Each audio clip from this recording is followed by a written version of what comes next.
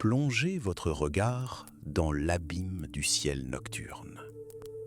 Là, parmi les lumières vacillantes, se cache non seulement le vide, mais aussi le plus grand mystère jamais confronté à l'esprit humain. Il y a 15 ans, le monde fut bouleversé par « À la recherche du futur » d'Erich von Däniken. Son hypothèse audacieuse, que dans la nuit des temps, la Terre ait reçu la visite de voyageurs venus d'autres mondes, fut l'étincelle qui fit voler en éclats les dogmes rigides de la science académique. Il fut traité d'hérétique, ses travaux anathèmes. Mais aujourd'hui, pour la première fois, nous commençons à démêler cet écheveau, en nous affranchissant des préjugés et en considérant l'histoire de la Terre comme la chronique d'un contact qui a tout changé.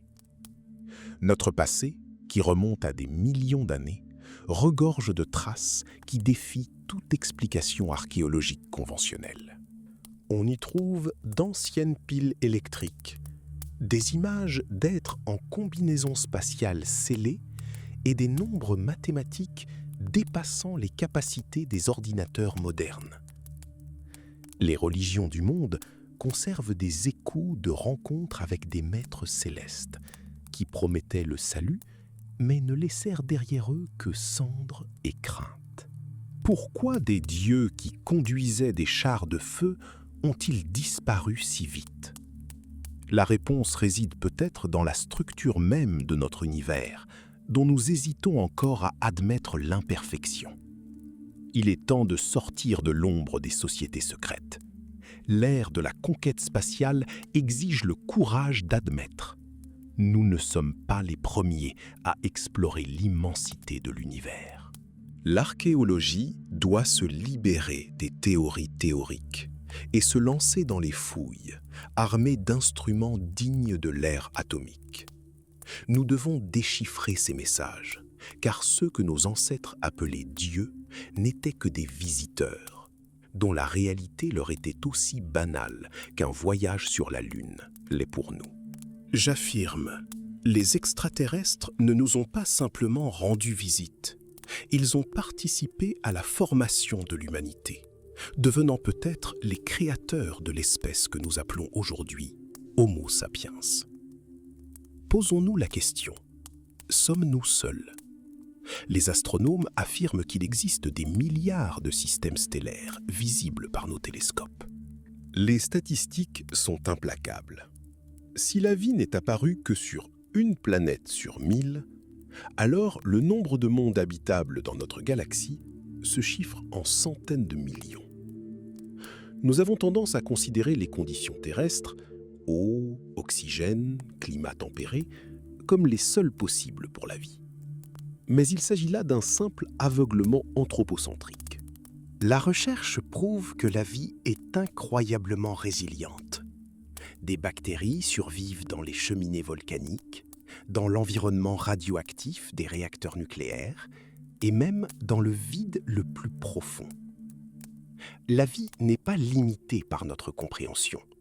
Elle est adaptable, omniprésente et constitue une propriété fondamentale du cosmos. Nous, humains, ne sommes qu'un instant dans l'histoire de l'univers, qui s'étend sur 12 milliards d'années. Nous avons pris l'habitude de considérer la Terre comme le centre de l'univers, tout comme nous avons jadis cru à sa planéité et à la rotation du Soleil autour d'elle. Mais l'histoire est un cimetière d'illusions brisées. Viendra le temps où nous réaliserons que l'humanité n'est qu'une infime partie d'une immense communauté cosmique. Imaginez notre vaisseau spatial du futur. Un monstre de plusieurs centaines de milliers de tonnes, assemblé en orbite, doté de moteurs capables de traverser l'immensité interstellaire. Pour nous, c'est un rêve audacieux. Pour eux, les anciens extraterrestres, c'était leur quotidien. Nous sommes sur le point de réaliser que notre avenir fut jadis notre passé. Pour comprendre où nous allons, il nous faut le courage de regarder là où nos ancêtres ne voyaient que des dieux. Il nous faut lever le voile sur les mythes et les conjectures qui enrobent l'histoire. Les découvertes archéologiques sont bien plus que de simples pierres et tessons. Elles sont les traces écrites de ceux qui ont foulé ce sol avant même que l'humanité ne sache écrire. Aujourd'hui, nous avons reçu les clés de ces portes. Nous sommes au seuil d'une grande découverte, et ceux qui oseront la franchir verront que la réalité est bien plus captivante que les imaginations les plus folles. L'histoire de la Terre n'est pas qu'une chronique de guerre et de rois. C'est le récit de nos origines, liées par des fils invisibles à des étoiles lointaines, froides et pourtant si fascinantes. L'heure est venue de reconnaître la vérité, aussi choquante soit-elle. Nous sommes les enfants du cosmos. Notre berceau a été visité, notre conscience a été guidée, notre histoire a été écrite par bien plus que nos seules mains. Et maintenant, alors que nous apprenons nous-mêmes à voyager vers d'autres mondes, nous sommes enfin prêts à lire ces lettres qui nous ont été léguées par nos lointains et puissants ancêtres. Nous sommes confrontés à un fait incontournable. Nos livres d'histoire ont été écrits par des hommes dont la vision était limitée par l'horizon et l'imagination par la peur de l'inconnu. Mais la carte de Piri Reis est bien plus qu'un simple parchemin couvert d'encre. Elle remet en question notre vision du monde tout entière. Regardez attentivement ces lignes. Elles montrent l'Antarctique sans sa calotte glaciaire. Des chaînes de montagnes dissimulées sous des kilomètres de neige éternelle, que la science moderne n'a pu discerner qu'au milieu du XXe siècle, grâce à l'écholocation. Qui aurait pu dresser un relevé topographique aussi précis il y a des milliers d'années? Qui possédait la capacité de s'élever au-dessus de la planète et d'en saisir les contours depuis l'orbite terrestre, en tenant compte de toutes les distorsions de la sphère terrestre? La réponse évidente peut sembler hérétique aux yeux des universitaires, mais elle devient la seule logique si l'on accepte la théorie de la visitation. Ces cartes ne sont ni le fruit de l'imagination d'anciens navigateurs, ni le résultat de conjectures fortuites. Elles constituent un héritage qui nous a été transmis par ceux qui maîtrisaient la technologie de l'œil omniscient. Ce sont les traces d'ordinateurs de bord imprimées sur la peau des animaux. Nous avons l'habitude de considérer nos ancêtres comme des êtres primitifs, dont les réalisations se limitaient à la hache de pierre et au pot d'argile. Mais qu'en est-il de ceux qui nous ont laissé les plans d'un monde visible uniquement depuis l'espace? Il nous faut reconnaître que notre passé n'est pas une ligne droite de progrès, mais une spirale, parsemée de savoirs oubliés et d'occasions manquées. Pensons aux légendes de tous les peuples du monde. Partout, de l'écriture cunéiforme sumérienne aux récits amérindiens, un même motif résonne: la venue d'enseignants venus des cieux. Ils descendirent dans des chars de feu, apportant les lois, l'art de l'arithmétique, les tables astronomiques et la connaissance de la structure du cosmos. Nous les appelions dieux, faute de mots pour décrire des technologies qui nous paraissaient miraculeuses. Mais aujourd'hui, alors que nous apprenons à construire des fusées et à explorer l'espace avec nos satellites, nous commençons à comprendre que ce que nos ancêtres prenaient pour une intervention divine n'était en réalité qu'une rencontre avec une intelligence supérieure. Contemplez les pyramides gigantesques de Gizeh, dont les proportions et l'alignement avec les étoiles continuent de déconcerter les mathématiciens. Admirez les terrasses de Baalbek, où des blocs de pierre pesant des centaines de tonnes sont assemblés avec une précision que même les bâtisseurs d'aujourd'hui ne peuvent égaler. Il ne s'agit pas simplement d'architecture, ce sont des vestiges. Ce sont des balises laissées pour nous, afin qu'un jour, lorsque nous serons suffisamment mûrs, nous puissions déchiffrer la véritable histoire de la Terre. Nous sommes une civilisation souffrant d'amnésie, qui commence seulement à se souvenir de ses véritables origines. De nouvelles données spatiales soulèvent des questions troublantes. Pourquoi toutes les cultures anciennes partagent-elles un schéma commun? Pourquoi les mythes de déluge, de batailles célestes et de sages venus de nulle part se répètent-ils avec une telle synchronicité? La réponse réside dans une réalité qui dépasse nos dogmes habituels. Nous ne sommes pas seuls dans ce grand théâtre du temps. Nous participons à un dessein plus vaste, un projet qui a jadis reçu son impulsion d'ailleurs.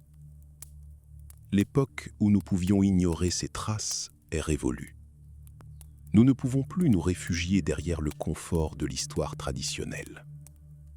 La carte de Périérès n'est que la première page d'un livre que nous devons lire jusqu'au bout. Devant nous se dresse la prise de conscience que nous n'avons pas bâti ce monde.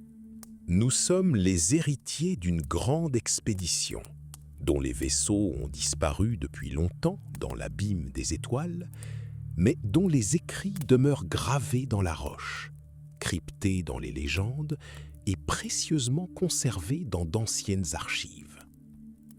Il est temps de surmonter notre peur de l'inconnu.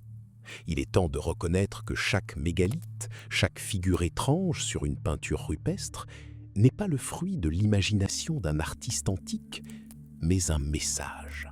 Un message pour nous, enfants, qui avons enfin atteint l'âge de lever les yeux au ciel et de nous interroger. Qui nous a appris à voir les étoiles? Nous sommes à l'aube d'une grande découverte, la découverte de nous-mêmes. Notre histoire est celle du lien entre la Terre et le cosmos. Et ce lien n'a jamais été rompu. Il attendait simplement le moment où nous serions assez forts pour accepter la vérité. Nous sommes prêts.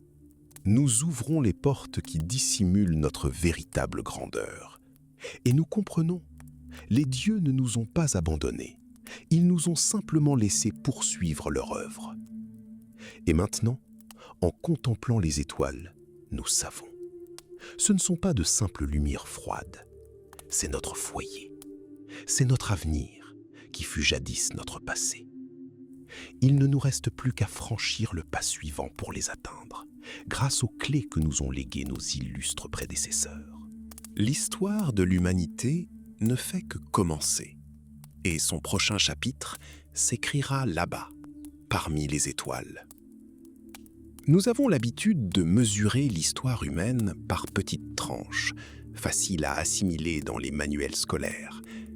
Nous nous sommes habitués à l'idée que le progrès est une ligne droite, s'élevant directement d'un gourdin primitif au code numérique. Mais si cette ligne n'était qu'une courbe, décrivant une spirale, où chaque nouveau tournant nous ramène à une vérité déjà connue de nos lointains ancêtres. Regardez les cartes du monde, ces parchemins anciens, où les contours des continents sont dessinés avec une précision inimaginable pour les cartographes de l'époque de la voile. Ces documents ne sont pas de simples fruits de l'imagination. Ils sont les échos de technologies perdues lors des catastrophes du passé. Qui leur a transmis ce savoir ? Qui leur a permis de contempler le monde d'en haut, alors que, selon la science officielle, l'humanité savait à peine cultiver la terre? Observez attentivement la vallée de Nazca.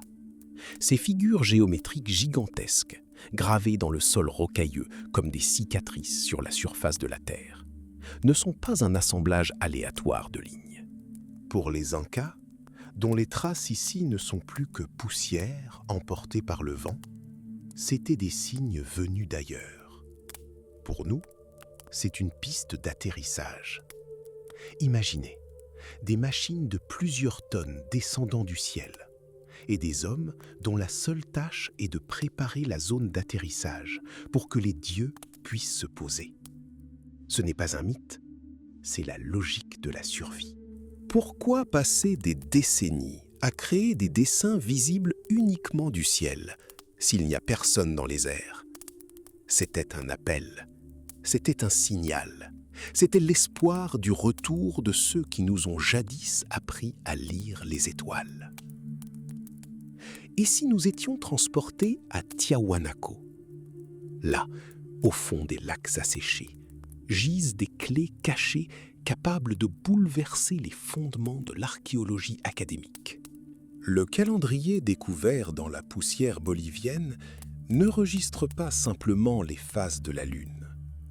Il reflète l'état de la mécanique céleste il y a 27 000 ans. Ce ne sont pas de simples encoches sur des os. C'est la preuve mathématique que nos ancêtres possédaient un savoir supérieur au nôtre.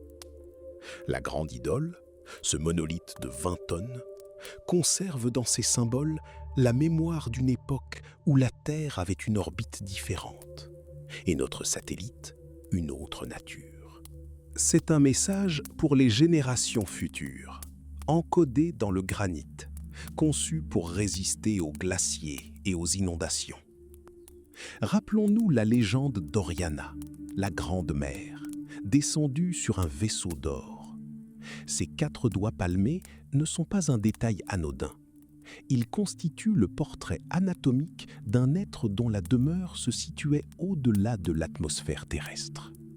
Nous retrouvons ces images dans la pierre, nous les voyons dans les ruines, et pourtant, nous persistons à croire qu'il ne s'agit que de pures inventions d'artistes antiques, privés de toute autre distraction. Combien de preuves supplémentaires faut-il pour admettre que les grandes civilisations du passé ne sont pas apparues ex nihilo? Elles étaient éclairées, guidées. Elles appartenaient à un ordre cosmique bien plus vaste. Sacsayhuaman est bien plus qu'une simple forteresse. Elle met notre intellect à l'épreuve. Des monolithes pesant des centaines de tonnes, assemblés avec une précision laser, et des blocs de pierre de la taille de maisons, renversés par une force inconnue, nous obligent à questionner la réalité elle-même. Les traces de basalte en fusion dans les déserts d'Irak et de Gobi, évoquant les conséquences d'une frappe nucléaire, ne sont pas des glaciers. Elles témoignent de catastrophes qui ont anéanti les anciens maîtres du monde. Nous marchons au milieu des ruines, indifférents aux réponses aux questions que nous n'osons pas poser, enfouies sous nos pieds. Les Sumériens, les premiers à tenter de consigner le temps pour nous. D'où venaient-ils? Comment expliquer leur connaissance si précise de l'astronomie, au point que la marge d'erreur dans le calcul des cycles lunaires était quasi nulle? Ils travaillaient avec des nombres qui, pour les Grecs anciens, étaient synonymes d'infini. Ils tenaient des listes de souverains dont la durée de vie se mesurait en dizaines de milliers d'années. Nous appelons cela de la mythologie, car nous avons peur d'admettre que l'histoire n'est pas seulement ce que nous avons exhumé, mais aussi ce que nous n'avons pas osé comprendre. Il est temps de dépasser la peur des questions inacceptables. La science, enfermée dans les carcans étroits du dogme, est comme un homme qui regarde à travers un télescope en se cachant l'œil d'une main. Nous devons unir nos forces. Géologues, physiciens, historiens et astronomes doivent se réunir et reconnaître que l'histoire de la Terre est l'histoire du contact. Nous ne sommes pas seuls dans cet infini, et nous ne l'avons jamais été. Nos illustres prédécesseurs nous ont laissé des plans, des cartes et des signaux. Ils attendent que nous cessions de prétendre être les seuls maîtres de la planète et que nous comprenions enfin que nous ne sommes que les héritiers d'un dessein grandiose. Les portes sont ouvertes. L'histoire humaine, telle que nous la connaissons, touche à sa fin. L'histoire de l'humanité parmi les étoiles commence. Et chaque pierre, chaque symbole ancien n'est qu'une étape sur le chemin de notre véritable grandeur. Levez les yeux vers le ciel. Il n'est pas vide, il est notre foyer, que nous apprenons enfin à reconnaître. L'histoire de l'humanité n'est pas une archive poussiéreuse, mais un message codé que nous n'avons toujours pas osé déchiffrer. Prenons l'exemple des tablettes sumériennes. Elles racontent une époque où les dieux descendaient des cieux dans des chars de feu pour dispenser le savoir, avant de retourner dans l'abîme étoilé. Nous appelons cela un mythe, mais les faits sont troublants. Comment un peuple à peine sorti de l'âge de pierre a-t-il pu acquérir une connaissance aussi approfondie de l'astronomie? Pourquoi leurs sceaux représentent-ils des étoiles entourées de planètes, comme s'il ne s'agissait pas de corps célestes, mais de destinations accessibles? Nous découvrons des artefacts qui semblent défier notre chronologie. Des tektites contenant des isotopes d'aluminium radioactif, dont la fabrication exigeait des technologies que nous maîtrisons depuis peu, ont été découvertes au Liban. Des piles électriques, dont l'ancienneté nous oblige à repenser l'histoire de la physique, ont été mises au jour à Bagdad. Une colonne de fer se dresse à Delhi, défiant la corrosion et le temps. Il ne s'agit pas de simples curiosités. Ce sont les vestiges d'une civilisation dont les artisans maîtrisaient des procédés nécessitant des températures de plusieurs milliers de degrés et une précision électrochimique extrême. Nous sommes habitués au dogme selon lequel le progrès est linéaire. Mais chaque nouvelle découverte remet en question cette théorie cohérente. Il y a 40 000 ans, des tribus qui maîtrisaient à peine le silex vivaient dans la région de Sumer. Et soudain, comme par magie, une culture maîtrisant les mathématiques et l'astronomie y a prospéré. Si ce ne sont pas des extraterrestres, alors qui leur a transmis ces connaissances? Qui leur a appris à discerner la structure des atomes dans la pierre et à graver des cartes stellaires précises sur les parois des grottes, pertinentes pour une ère située 20 000 ans avant la nôtre? Il est temps de vaincre la peur de l'inconnu. Nous devons créer un front interdisciplinaire, une année d'archéologie, où géologues, métallurgistes et physiciens ne travailleront plus isolément. Un métallurgiste expliquera à un archéologue que la fusion de l'aluminium à partir de la bauxite, dans la Chine antique, nécessitait une infrastructure industrielle inaccessible aux nomades. Un chimiste étudiera la composition des monolithes rocheux pour comprendre quel type de faisceau d'énergie ou d'acide a pu les tailler avec une telle précision chirurgicale. Des plongeurs exploreront les fonds de la mer Morte, car les légendes de Sodome et Gomorrhe évoquent davantage un cataclysme nucléaire que la colère divine. Pourquoi avons-nous si peur de la vérité? Pourquoi les archives sont-elles fermées et les scientifiques préfèrent-ils étouffer ce qui ne rentre pas dans les manuels scolaires? La réponse est simple. Reconnaître la réalité des visites extraterrestres, c'est admettre que nous ne sommes pas le sommet de la création, mais un simple projet. La prétendue assurance de notre science n'est qu'une armure qui dissimule une lâcheté intellectuelle. Nous ridiculisons les hérétiques parce que leurs idées menacent notre univers confortable, où l'humanité règne en maître absolu sur la planète. Mais l'histoire nous enseigne que tout dogme finit tôt ou tard par s'effondrer sous le poids des preuves. Il y a 500 ans, la Terre était le centre de l'univers. Aujourd'hui, elle n'est qu'un grain de sable dans un océan infini de mondes. Observez les peintures rupestres du Tassili. Le grand dieu martien, vêtu d'une combinaison spatiale, d'un casque et d'un appareil respiratoire, n'est pas le fruit de l'imagination d'un homme primitif. C'est un portrait. L'artiste a peint ce qu'il voyait, un visiteur d'un autre monde enveloppé dans une combinaison de protection. En Californie, une règle à calcul est gravée dans la paroi d'une grotte.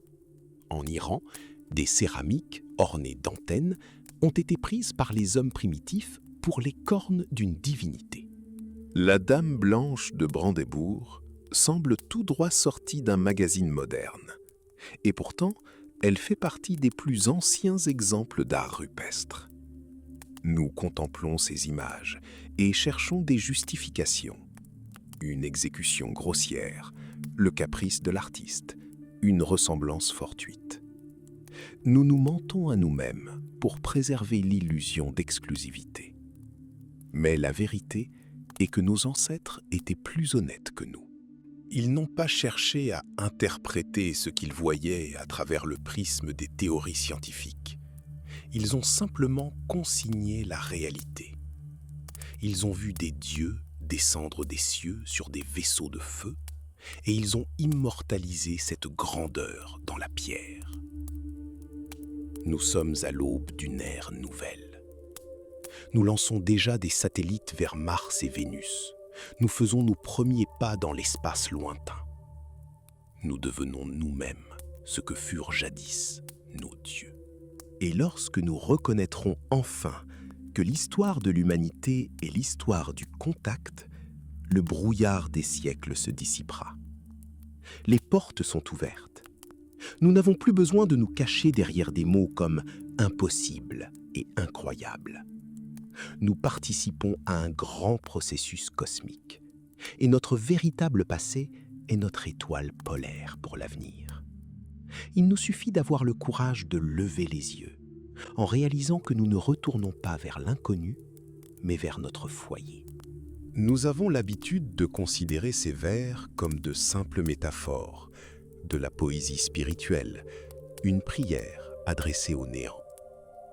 Mais si nous levions le voile de l'émerveillement et les voyions comme un rapport technique, et si, derrière chaque miracle, se cachait non pas un caprice divin, mais un protocole de sécurité strict, dicté par des êtres dont le pouvoir n'était que la conséquence de technologies des éons en avance sur les nôtres. Souvenez-vous de l'avertissement d'Ézéchiel. Ces paroles sur les roues qui tournent dans les roues, sur les yeux, sur les jantes, ne sont pas les divagations d'un fou.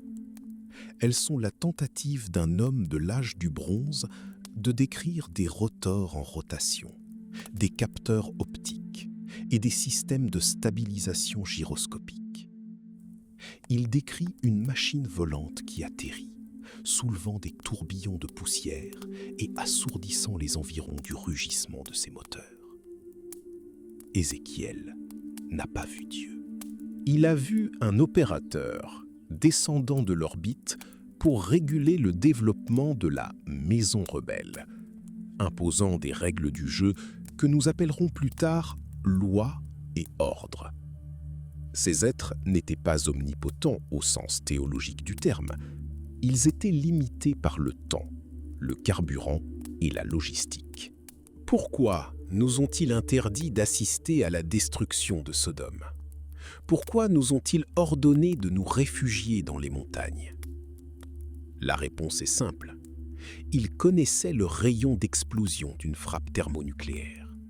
Ils ont évacué leurs protégés pour les maintenir hors de la zone de radiation. La femme de Lot, qui fit demi-tour, ne commit aucun péché. Elle reçut simplement une dose mortelle de radiation, se retrouvant à l'épicentre de l'éclair. Et ce n'était pas un châtiment divin, mais la physique, froide et impitoyable. Passons à l'Arche d'Alliance. La Bible nous donne des instructions précises. Matériaux, dimensions, isolation, métaux. Il ne s'agit pas d'un objet de culte, mais d'un dispositif de haute technologie. L'incident d'Usa, mort après avoir simplement touché l'arche, est un exemple typique d'électrocution par haute tension. Le condensateur, ayant accumulé une charge colossale, a agi comme un piège. Et les chérubins, qui servaient d'émetteurs. Moïse, qui n'a jamais vu le visage de Dieu, mais à communiquer avec lui par l'intermédiaire de cet engin, est un exemple classique de communication avec un centre de contrôle extraterrestre. Un Dieu qui ne peut se révéler à l'homme car il est voué à mourir n'est pas une métaphore de la sainteté. Cela décrit une incompatibilité biologique, le risque d'infection ou les radiations émanant de l'armure ou de l'appareil lui-même. On retrouve ces parallèles partout. Dans l'épopée de Gilgamesh, le roi aspire à l'immortalité et s'envole vers les cieux sur un aigle. Dans les mythes mayas, les dieux descendent sur des serpents cracheurs de feu. Le Mahabharata décrit des Vimana, des chars volants capables de détruire des armées entières grâce à des armes dont la description évoque étrangement les armes nucléaires. Pourquoi continuons-nous d'ignorer ces données ? Parce que les reconnaître reviendrait à détruire les fondements mêmes de notre histoire. Ce serait admettre que nous ne sommes pas le sommet de la création, mais le produit d'une expérience génétique, ou au mieux, des êtres observés depuis l'espace. Nous cherchons des traces d'intelligence extraterrestre dans des nébuleuses lointaines, à l'écoute du silence des ondes radio, espérant déceler un signal d'Alpha Centauri. Mais nous cherchons au mauvais endroit. Le signal est déjà là. Il est inscrit dans la pierre, gravé dans les falaises, crypté dans des rouleaux sacrés que nous lisons chaque dimanche sans en comprendre le véritable sens. L'histoire de l'humanité n'est pas une évolution linéaire du singe à l'homme. C'est le récit d'un effondrement technologique. Lorsque nos ancêtres, confrontés à des dieux, se sont retrouvés dans la même situation que des aborigènes découvrant un avion pour la première fois. Le rideau se lève. Nous construisons aujourd'hui nous-mêmes des fusées, envoyons des sondes dans le vide, apprenons à modifier les génomes. Nous devenons ceux qui jadis sont descendus des cieux. Et ce processus est cyclique. Peut-être qu'un jour, nous deviendrons nous-mêmes des dieux pour d'autres civilisations, et elles décriront nos satellites comme des chars de feu et nos smartphones comme des miroirs parlants. Les sceptiques diront « c'est de la fantaisie ». Mais examinons les faits. Pourquoi des civilisations anciennes, sans lien apparent, ont-elles construit des pyramides selon un plan astronomique unique ?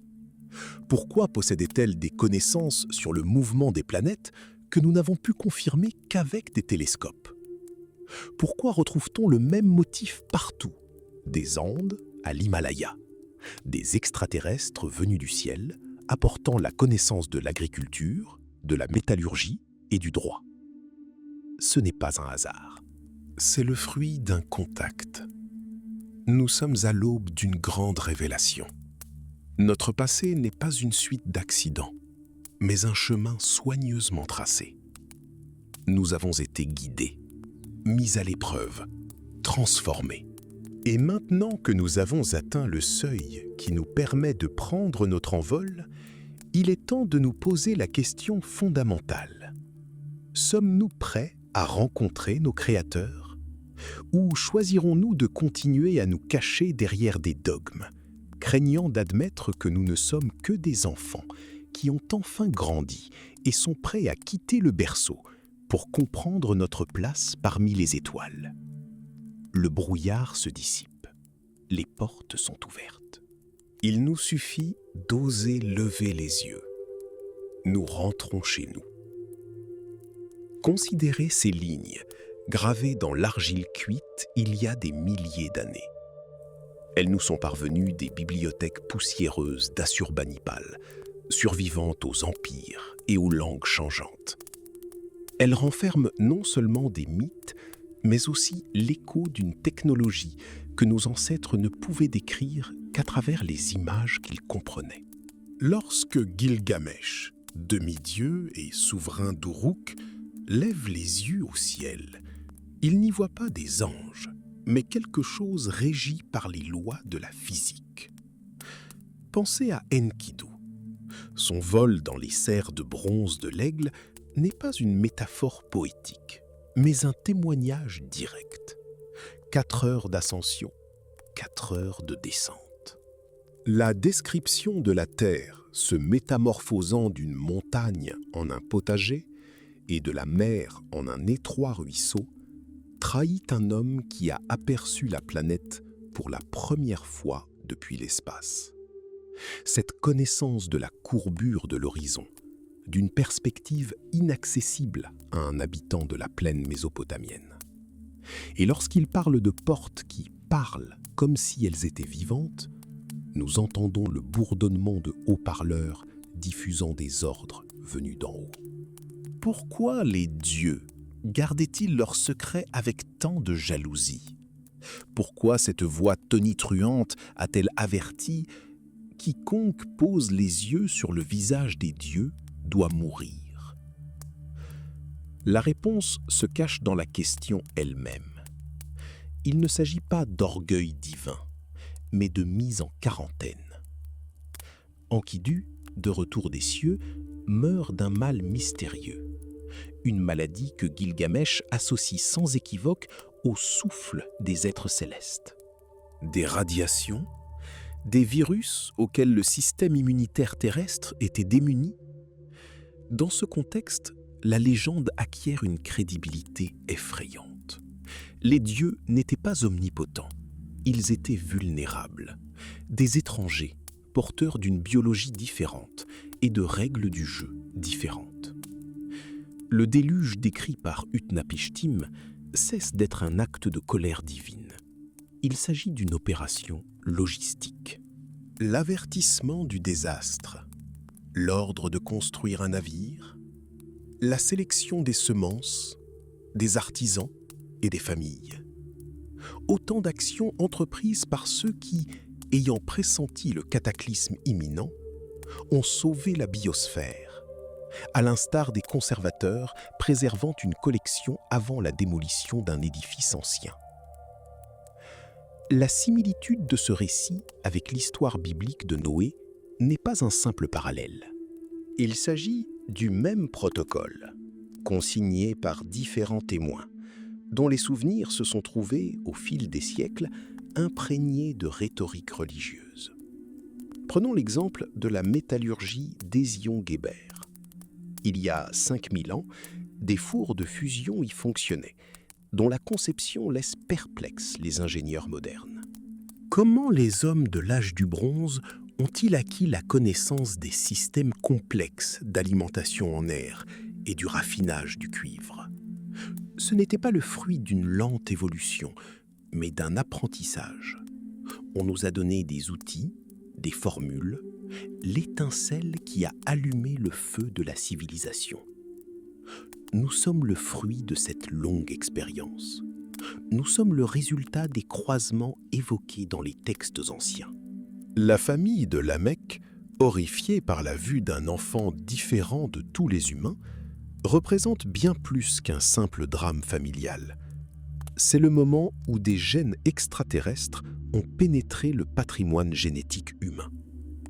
Et si nous acceptons cette hypothèse, alors toute notre histoire se transforme, d'une suite d'événements fortuits, en un cheminement clair et planifié.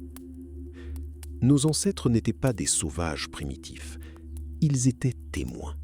Ils se sont agenouillés devant le rugissement des moteurs, prenant le grondement des modules d'atterrissage pour la voie du ciel. Ils ont vu les dieux descendre sur des colonnes de feu, comment ils ont remodelé le paysage, comment ils ont érigé des murs que nous ne pouvons toujours pas reproduire. Et lorsqu'ils sont partis, nous laissant seuls, ils ont laissé un vide que nous avons commencé à combler de mythes, de prières et de temples. Aujourd'hui, nous scrutons le passé à travers des télescopes, cherchant à identifier ceux qui nous ont laissé ces traces. Mais peut-être n'avons-nous pas besoin de chercher si loin.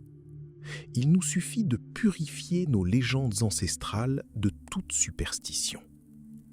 Lorsque nous lisons des histoires de chars tirés par des aigles resplendissants, Lorsque nous entendons parler de Fils du ciel venant aux filles des hommes, nous devons y voir non pas des miracles, mais la réalité. Nous devons y voir une technologie devenue magique aux yeux de ceux qui n'étaient pas préparés à en comprendre l'essence. Il est temps de cesser de se cacher derrière des dogmes. Il est temps de reconnaître que nous ne sommes pas l'apogée de la création, mais son prolongement. Nous sommes des enfants qui avons enfin appris à déchiffrer les desseins de nos créateurs. Nous nous tenons devant une porte, derrière laquelle se trouvent les réponses à toutes nos questions. Qui sommes-nous? D'où venons-nous? Et que nous réserve l'avenir? Et si nous avons le courage de reconnaître que notre passé est inscrit non seulement sur Terre, mais aussi dans les cartes des étoiles, alors, et alors seulement, serons-nous prêts à faire notre premier véritable pas vers l'infini. Le berceau est vide. Il est temps d'émerger. Nous avons l'habitude de concevoir l'histoire humaine comme un chemin linéaire, du club au réacteur nucléaire.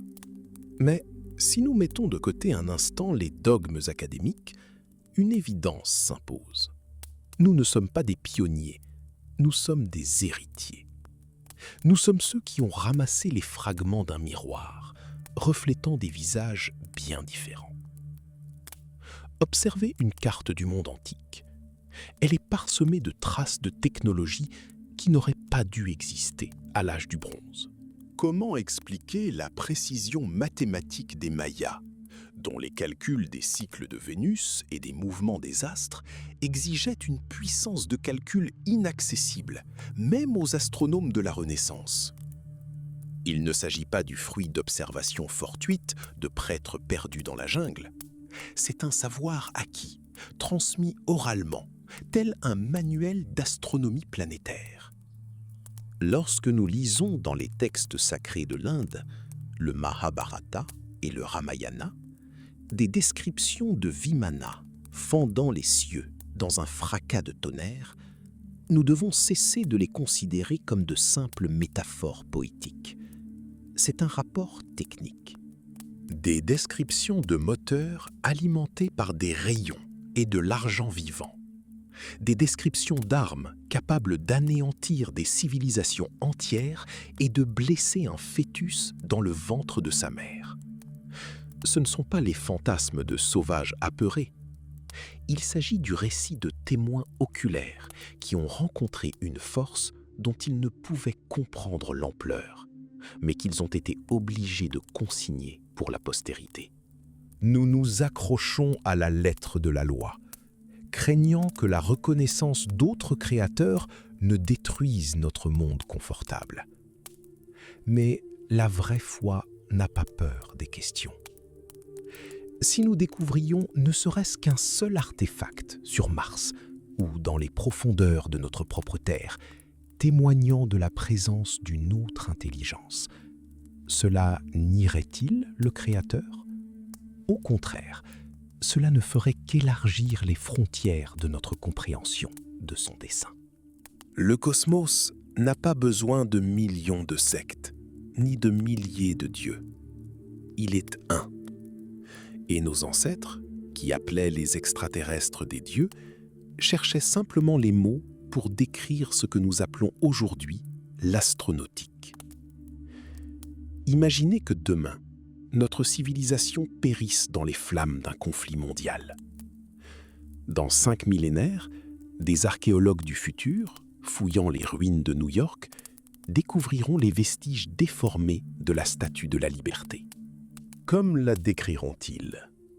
Comme une déesse du feu, portant une torche sacrée? Comme une idole à laquelle on offrait des sacrifices? Ils ignoreront tout de la démocratie, des colonies, de la lutte pour l'indépendance. Ils créeront un mythe. Ils érigeront un culte autour d'un morceau de cuivre, sans se douter qu'il n'était qu'un symbole de liberté, créé par des hommes et non par des messagers du ciel. C'est précisément ainsi que nous percevons aujourd'hui nos légendes antiques. Nous voyons des dieux là où il n'y avait que des ingénieurs. Nous voyons de la magie là où il n'y avait que la physique. Il est temps de sortir de l'ombre de la superstition. Nous n'avons plus le droit d'ignorer les faits qui contredisent nos manuels scolaires. Pourquoi les Inuits parlent-ils d'ailes de cuivre qui auraient conduit leurs ancêtres vers le nord? Pourquoi les légendes de tous les continents évoquent-elles unanimement des maîtres venus des étoiles pour apporter à l'humanité les lois, l'hygiène et les fondements de l'État? Ce n'est pas un hasard, c'est la mémoire collective d'une espèce qui se souvient de ses mentors. Nous sommes à l'aube d'une grande révolution spirituelle. La peur de l'inconnu est un carcan que nous nous imposons. Mais regardez le ciel. Nous construisons déjà nos propres Vimana. Nous nous préparons déjà à explorer d'autres planètes.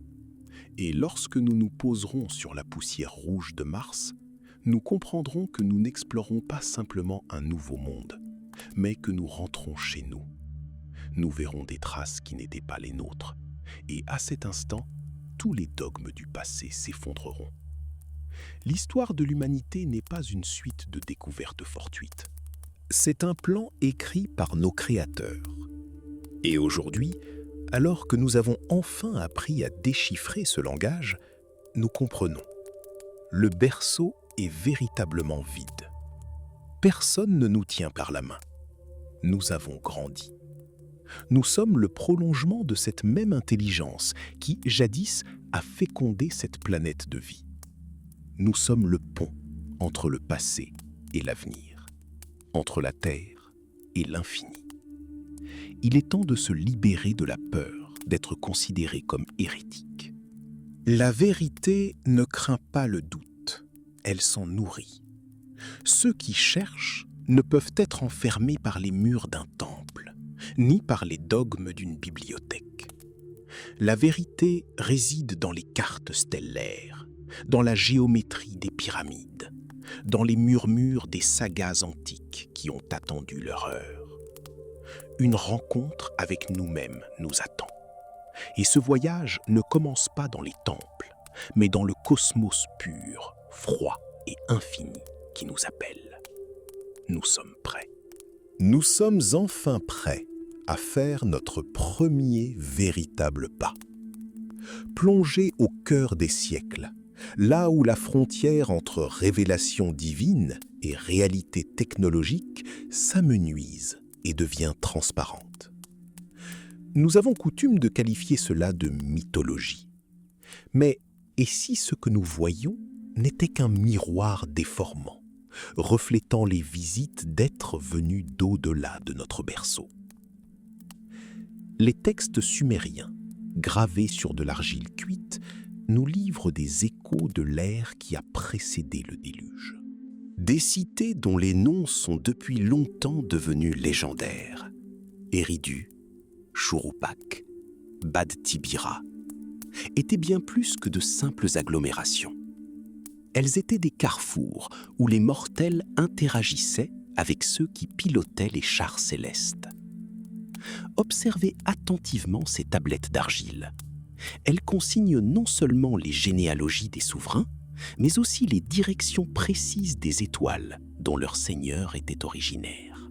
Marduk, Sirius, les Pléiades, ce ne sont pas de simples points dans le ciel nocturne. Ce sont des coordonnées inscrites sur les cartes opérationnelles des civilisations antiques. Imaginez une statue en or de Marduk, pesant des dizaines de tonnes. Pourquoi une société primitive, maîtrisant à peine les rudiments du travail des métaux, aurait-elle dépensé des ressources colossales pour construire des idoles dont l'apparence et la fonction défient toute logique humaine? Les archéologues découvrent d'étranges structures massives, évoquant des bunkers protecteurs, tandis que des exemples d'art de haut niveau côtoient ces vestiges. Cette dissonance suggère que les Sumériens avaient des mentors qui leur dictaient leurs propres règles en matière d'architecture et de sécurité. Et l'Égypte? Cette civilisation, surgie de nulle part, possédait déjà un calendrier dont la précision stupéfie les astronomes modernes. Comment les habitants de la vallée du Nil auraient-ils pu discerner la forme de l'île éléphantine autrement que du ciel? Ces contours ne se révèlent qu'à ceux qui planent au zénith. Imhotep, l'architecte de la première pyramide à degrés, était bien plus qu'un simple sage. On le surnommait l'architecte des dieux, un homme possédant un savoir inaccessible à ses contemporains. Il bâtit la maison de l'éternité, espérant que ceux qui y arriveraient sur des chars de feu reviendraient un jour le réveiller de son sommeil éternel. Songez aux prêtres qui ont volontairement suivi leurs dirigeants dans la tombe. Il ne s'agissait pas d'un acte de fanatisme aveugle, mais de la logique de personnes convaincues de la réalité du retour des maîtres célestes. Ils attendaient la résurrection. Ils attendaient des techniques capables de vaincre la mort. On retrouve ces traces partout. Dans les manuscrits tibétains, où les perles du ciel sont décrites comme un savoir secret. Dans les récits inuits d'êtres descendants dans des coquilles métalliques. Dans les sagas nordiques, où les dieux chevauchent la foudre. Ce ne sont pas des coïncidences. Elles témoignent d'une présence globale que nos ancêtres ont tenté de comprendre à travers le langage métaphorique qu'ils maîtrisaient. Lorsqu'un chroniqueur de l'Antiquité parle d'une haleine empestant le mal, il ne s'agit pas d'une fantaisie. Il décrit un empoisonnement aux radiations ou des gaz d'échappement toxiques qui brûlent la chair et provoquent la chute des cheveux. Il est impératif de cesser de considérer ces textes comme de simples contes pour enfants. Il est temps de reconnaître que le Mahabharata, la Bible et l'épopée de Gilgamesh sont des témoignages oculaires, retranscrits avec la plus grande précision, reflétant la pensée de l'époque. Lorsqu'un Gurkha réduit une ville en cendres d'un seul coup, il ne s'agit pas d'une métaphore de la colère divine. C'est la description d'une explosion thermonucléaire, perçue par un homme qui n'avait jamais rien connu de plus complexe qu'un arc et des flèches. Nous sommes à l'aube d'une révélation capitale.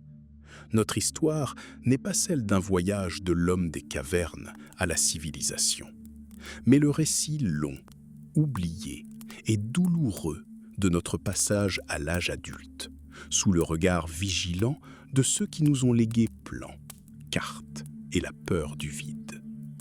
Nous n'avons plus le droit de fermer les yeux. Nous sommes des enfants qui ont enfin découvert le grenier où étaient cachés les jouets de leur créateur. Et maintenant, tandis que nous apprenons à construire nous-mêmes des Vimana, tandis que nous nous préparons à plonger dans l'abîme, nous devons comprendre. Ceux qui sont descendus des cieux n'étaient pas des dieux à nos yeux. C'étaient des voyageurs, et nous sommes leurs héritiers directs. Les étoiles ne sont plus silencieuses. Elles attendent notre retour pour nous demander « Sommes-nous enfin prêts à les rejoindre ?» La réponse ne se trouve pas dans des bibliothèques poussiéreuses, mais dans le cosmos même qui a jadis fait naître en nous l'étincelle de la raison. Nous sommes prêts. Nous sommes enfin prêts à franchir ce pas, conscients que la vérité, jadis considérée comme une hérésie, est le seul fondement sur lequel nous pouvons bâtir l'avenir de l'humanité parmi les étoiles. Nous sommes confrontés à un grand paradoxe. L'humanité, grisée par le progrès, s'est habituée à considérer les anciens comme des enfants jouant aux ombres autour d'un feu de camp. Nous nous persuadons que leurs temples ne sont que des hommages primitifs à la superstition et que leurs mythes de chars célestes sont le fruit d'une imagination morbide, née de la peur des orages. Mais si nous nous trompions, et si ces textes n'étaient pas des contes de fées, mais plutôt des récits de rencontres avec des technologies que nous commençons à peine à appréhender? Considérons le calendrier égyptien, liée au lever de Sirius. La science officielle parle de coïncidence, les crues du Nil étant imprévisibles. Mais les prêtres, gardiens des traditions ancestrales, n'ont pas bâti leur système sur le hasard. Ce calendrier recèle une promesse insoupçonnée, une précision mathématique ancrée dans des cycles s'étendant sur des dizaines de milliers d'années. D'où la première dynastie égyptienne tenait-elle son système décimal, le bronze, et cette connaissance approfondie des mathématiques, comme apparue de nulle part. Il ne s'agit pas d'évolution, mais d'héritage. Nous avons l'habitude de considérer les téléviseurs et les portes automatiques comme le summum de la civilisation. Mais relisez Les 1001 nuits. Une lampe habitée par un esprit qui exauce les vœux, des mots qui ouvrent les portes sans contact. Sésame, ouvre-toi.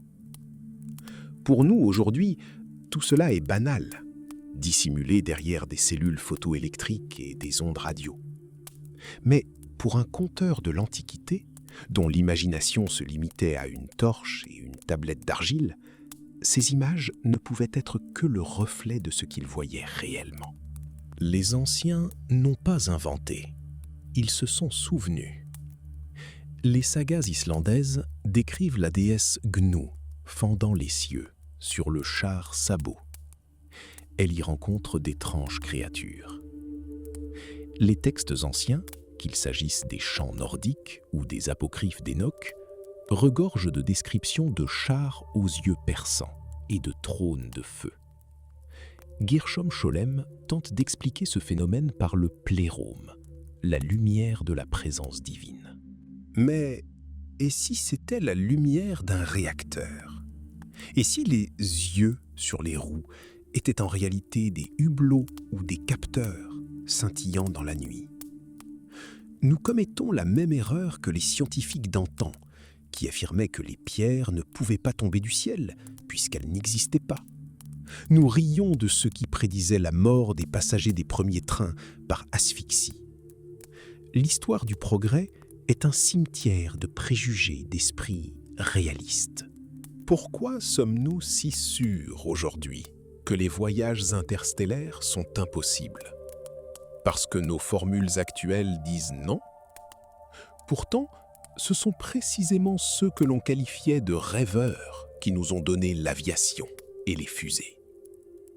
Heinrich Schliemann croyait au mythe d'Homère et a exhumé Troie, ensevelissant le scepticisme de toute une école scientifique. Nous sommes une civilisation amnésique. Les bibliothèques d'Alexandrie, de Pergame, les archives incas, toutes réduites en cendres par le fanatisme religieux et les luttes politiques. Nous chauffions nos bains avec des manuscrits contenant des réponses à des questions que nous commençons à peine à nous poser. Il ne s'agit pas simplement de la perte de papier, mais de l'effacement de la mémoire de toute une espèce.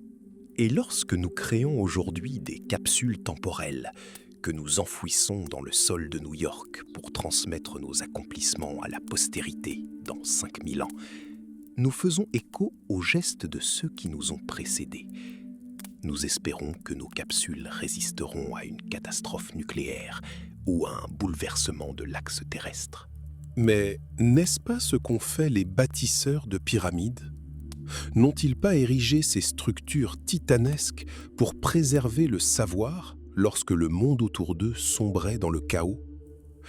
Les pyramides ne sont pas des tombeaux pour pharaons. Ce sont des coffres-forts conçus pour durer des siècles. En cas de catastrophe planétaire, les mégapoles modernes se transformeront en ruines radioactives. Ceux qui survivront dans des lieux reculés ne comprendront jamais ce que nous avons bâti. Ils verront nos squelettes d'acier et seront incapables de lire nos livres, réduits en poussière. Nous ne leur lisserons que des légendes de dieux qui vivaient dans les cieux et maîtrisaient la foudre. Nous sommes à l'aube d'une compréhension profonde. L'histoire humaine n'est pas une ligne droite de la roche au silicium. C'est une spirale, faite de haut et de bas. Nous ne sommes pas les premiers à chercher le chemin des étoiles. Nous sommes ceux qui commencent enfin à déchiffrer les plans que nous ont légués nos prédécesseurs. Et lorsque nous comprendrons que les chars de feu ne sont pas une métaphore, mais une réalité, lorsque nous cesserons de nier l'évidence pour le confort de nos théories, alors les étoiles ne seront plus de simples points dans le ciel. Elles deviendront une destination. Nous rentrons chez nous, et cette fois, nous n'oublierons pas d'éteindre la lumière en partant. Nous avons l'habitude de concevoir l'histoire de la civilisation comme un chemin linéaire, de la boîte de nuit à la puce électronique. Mais si nous trébuchons, si les villes du monde se transforment en poussière radioactive, notre mémoire s'évanouira comme le brouillard du matin. Dans 5000 ans, les archéologues du futur, fouillant les décombres de notre monde, ne trouveront ni acier ni plastique. Tout aura été consumé par la corrosion et l'implacable marche du temps. Ils contempleront les obstacles anti-chars en béton qui jalonnaient les anciennes frontières et rédigeront solennellement des traités expliquant comment il s'agissait d'hôtels dédiés à l'observation astronomique. Ils trouveront nos supports numériques, mais ils seront incapables d'en extraire ni son ni image, seulement le vide. Nos gratte-ciels deviendront des mythes à leurs yeux, et le métro londonien ne sera plus qu'un caprice de la nature préhistorique. Nous deviendrons des légendes à leurs yeux, et nos vols en jet seront des récits de dieux crachant du feu. Et pourtant, certains témoignages persistent. À Delhi se dresse une colonne de fer dont l'alliage est resté exempt de rouille pendant 4000 ans. Elle ne contient ni soufre ni phosphore, éléments sans lesquels la métallurgie moderne est inconcevable. Il ne s'agit pas simplement d'un morceau de fer, c'est un défi à l'entropie elle-même. C'est un message laissé par ceux qui savaient que les fragiles archives de papier périraient et que la pierre et le métal étaient les seuls moyens de transmettre leur savoir à la postérité, par-delà l'abîme des siècles. Prenons l'exemple de Baalbek. Là, au nord de Damas, gisent des blocs de pierre pesant chacun 2000 tonnes. Qui, avec quel levier et selon quelle loi de la physique, les a hissés sur une plateforme que de nombreux chercheurs, dont le professeur Agreste, qualifient ni plus ni moins de spatioport. Les égyptologues insistent sur le fait que la civilisation des pharaons est apparue soudainement, comme par magie. Des temples complets, des systèmes d'irrigation sophistiqués, des pyramides construites avec une précision mathématique qui ferait pâlir d'envie n'importe quel ingénieur moderne. Mais comment un simple bras du Nil aurait-il pu nourrir des millions de bâtisseurs, de prêtres et de guerriers ? Où étaient donc ces forêts, ces milliers de tonnes de bois nécessaires aux rouleaux censés avoir servi à déplacer ces dalles de plusieurs tonnes ? En Égypte, le bois valait son pesant d'or. Il était précieux comme source d'ombre et de fruits. L'hypothèse des rouleaux de bois n'est qu'une tentative d'imposer une théorie commode à une réalité insoutenable. Les mystères des pyramides hantent les générations. Pourquoi se dressent-elles à cet endroit précis ? Pourquoi leurs paramètres ne sont-ils pas de simples choix architecturaux, mais des constantes cosmiques ? Multipliez la hauteur de la grande pyramide de Gizeh par 1 milliard et vous obtenez la distance qui nous sépare du Soleil. Le méridien qui la traverse sépare parfaitement les terres émergées des océans. Le nombre pi est intrinsèquement lié aux proportions de sa base. Coïncidence ? Trop de coïncidences pour un seul ouvrage. Les bâtisseurs savaient non seulement que la Terre était une sphère, mais aussi ses dimensions exactes et les centres de gravité des continents. Ce savoir relève de l'astronautique et non de la force musculaire des esclaves. Imaginez un peu, 2 600 000 blocs, pesant chacun des dizaines de tonnes, parfaitement ajustés. Aujourd'hui encore, malgré les lasers, les outils de découpe au diamant et la modélisation informatique, aucun architecte ne pourrait reproduire ce miracle avec une telle précision. En contemplant ces murs, on ne trouve aucune trace de suie, aucune marque de ciseaux. Comment éclairaient-ils leur labyrinthe souterrain? Comment taillaient-ils le granit? Ces questions restent sans réponse, et la science conventionnelle se contente de hausser les épaules, nous offrant des récits de pharaons tyranniques qui construisaient des tombeaux par pure vanité. Et si les tablettes portant les noms de Khéops n'étaient qu'un habile faux, une tentative d'usurpation d'héritage divin? Les manuscrits coptes indiquent clairement que les pyramides furent construites avant le déluge, à l'époque du sage Souride, qui chercha à préserver la connaissance d'un monde perdu pour les générations futures. Hérodote, le père de l'histoire, ne fait que confirmer ces soupçons antiques dans ses œuvres. Nous sommes confrontés au plus grand mystère, gravé dans la pierre. Nous cherchons des réponses dans des bibliothèques poussiéreuses, mais la vérité nous fixe du haut du plateau de Gizeh. Les pyramides ne sont pas des cimetières, ce sont des sanctuaires, des phares, la preuve que l'humanité a jadis conquis les étoiles. Nous ne sommes pas les premiers à nous poser ces questions, et si l'on en croit le cours de l'histoire, nous ne serons pas les derniers. Ouvrons nos œillères, cessons de chercher des explications rationnelles, là où règne une logique supérieure.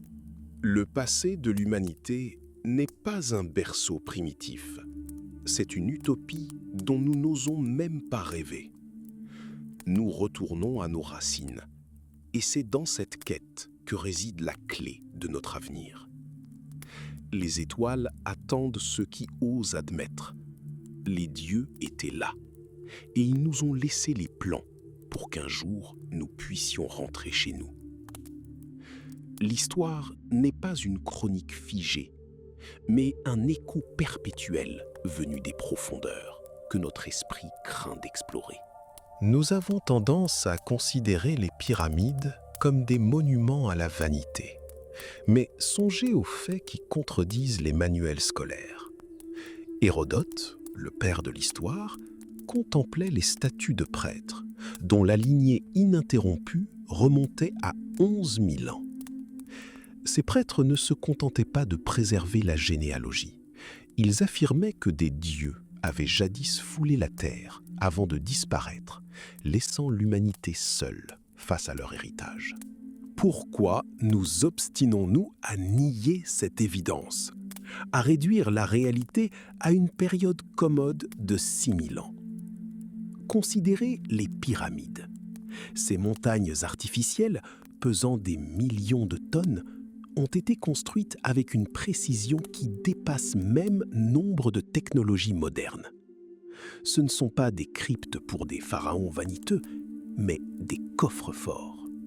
Ce sont des chambres cryogéniques, conçues pour durer des éons, capables de résister aux ravages du temps et aux mouvements tectoniques. L'idée de momification, que nous rejetons habituellement comme une superstition religieuse, se révèle, à y regarder de plus près, tout autre chose. Pourquoi embaumer un corps si le but est simplement le passage de l'âme dans les terres? Non, les anciens préparaient la chair. Ils conservaient la matière biologique, comme s'ils s'attendaient à ce qu'un jour, lorsque la technologie future atteindrait le niveau de leur Dieu, ces corps puissent être ramenés à la vie. La médecine moderne fait ses premiers pas hésitants dans cette direction. On congèle des tissus, on conserve le sang à des températures extrêmement basses, et on spécule sur la possibilité de recourir à l'animation suspendue pour les voyages interstellaires. Le docteur Ettinger parle de l'immortalité par le froid comme d'une percée scientifique majeure. Mais les prêtres égyptiens maîtrisaient cet art des milliers d'années avant nous. Les cellules cutanées de la princesse Ménée, restées viables pendant des millénaires, ne sont pas un miracle. Elles témoignent du succès d'une technologie ancestrale. Les cas de réanimation d'animaux congelés et les expériences d'animation suspendue ne sont qu'un pâle reflet de ce qui avait déjà été accompli dans l'Antiquité. Qui a enseigné ce savoir aux anciens souverains? D'où vient le concept de renaissance corporelle? Se pourrait-il que les voyageurs spatiaux, dont les vaisseaux sillonnaient l'espace, aient transmis ce secret à quelques élus?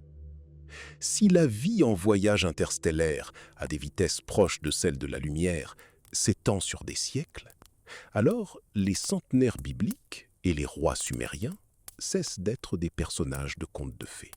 Ils deviennent les témoins d'autres mondes, dont la biologie était synchronisée avec les rythmes des étoiles. Peut-être ne sont-ils pas morts, mais sont-ils plutôt entrés dans un état de léthargie, attendant le retour de leur mentor? Rappelons-nous le site funéraire du Sahara septentrional, où 72 personnes ont suivi volontairement le pharaon. Aucun signe de violence, aucune lutte. Ils savaient qu'ils n'allaient pas à la mort, mais vers un avenir plein d'espoir. Les sarcophages vides, découverts par le docteur Goneim, ne témoignent pas d'un pillage, mais plutôt du fait que leur contenu a été emporté. Par qui et où? Des artefacts similaires sont disséminés à travers le monde. Du pergélisol mongol, où des corps, accompagnés de tous leurs outils, reposent dans des chambres de glace, au mont Fourmi et au tumulus funéraire chinois. Partout, le même constat. Une conservation méticuleuse du corps, des provisions et une protection ingénieuse. Nous voyons des dessins de sphinx aux ailes déployées vers le ciel et les interprétons comme des métaphores. Mais s'il s'agissait de plans, et si ces milliers de tombes n'étaient pas des cimetières, mais des bibliothèques de savoir préservées, attendant leurs propriétaires?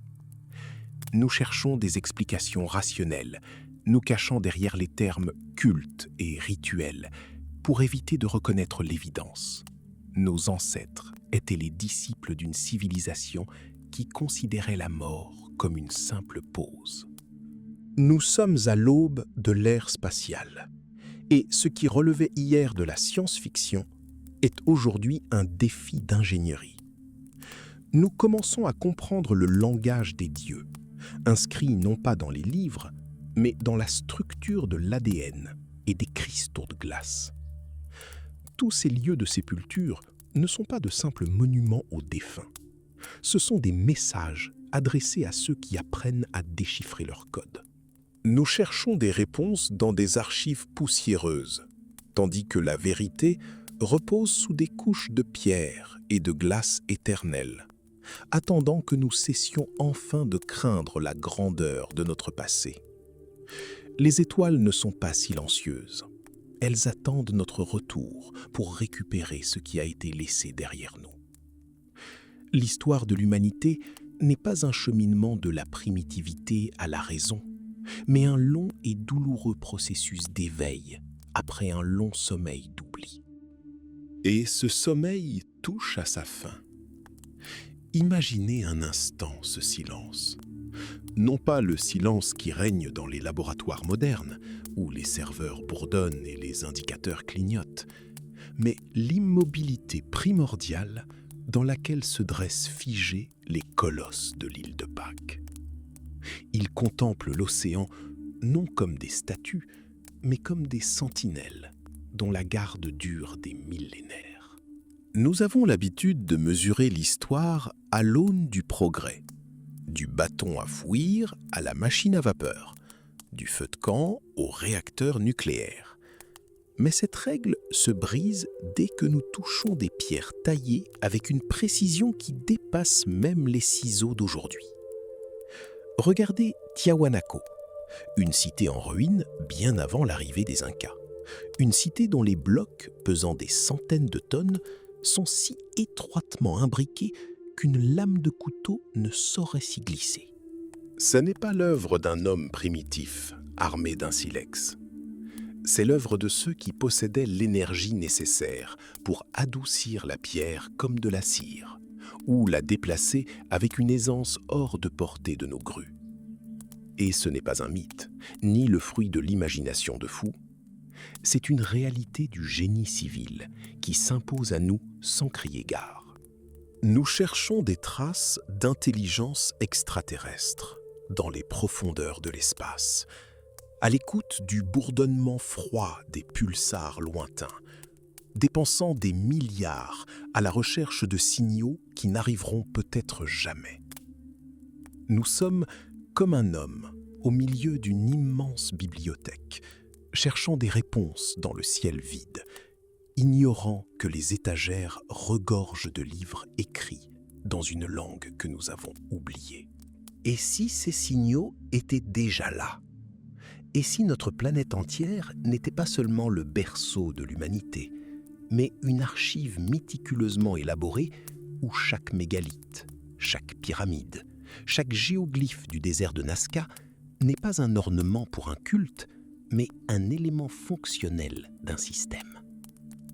Souvenez-vous des légendes de Viracocha, celles d'êtres venus du ciel, des fils du soleil, qui apportèrent la lumière du savoir dans un âge de ténèbres.